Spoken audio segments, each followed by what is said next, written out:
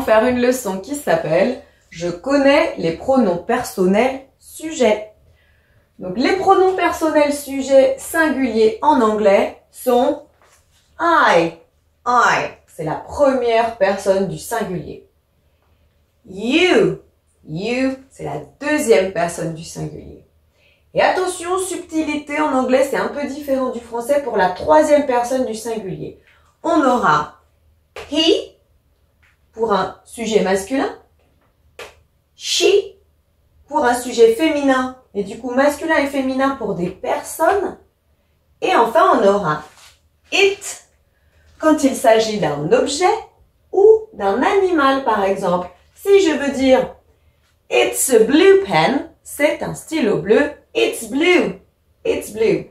Et là pareil, quand je parle d'un animal, donc d'un lapin, d'un chat par exemple, eh bien je peux utiliser it.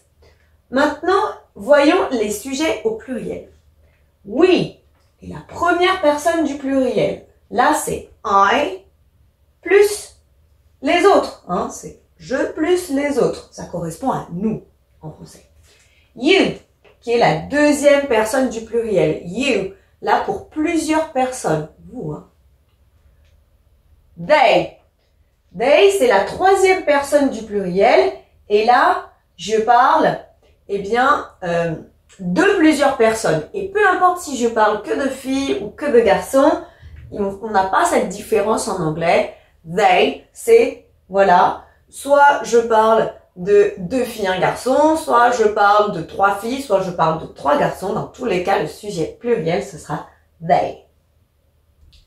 Let's practice now. Pour voir si tu as bien compris cette idée de pronom personnel sujet en anglais, voici quelques phrases et bien pour s'entraîner. Si ici je veux dire c'est-à-dire la deuxième personne du singulier, quel sujet je dois utiliser? You are Irish, but là j'essaye d'utiliser la première du singulier. I am French.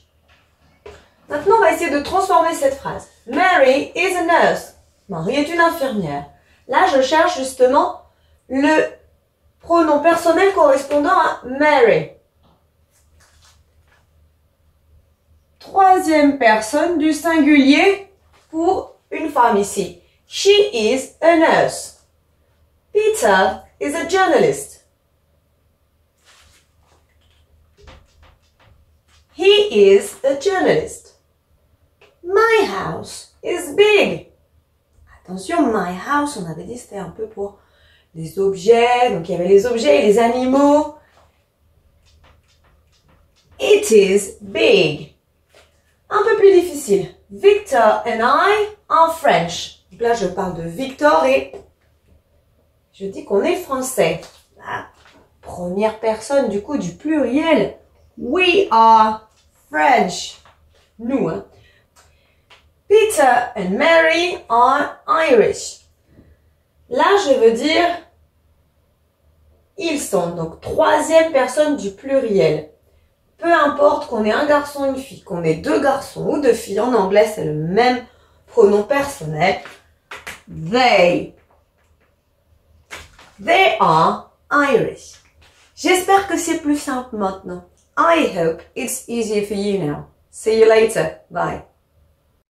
Maintenant que tu as tout compris, entraîne-toi en faisant les exercices ci-dessous.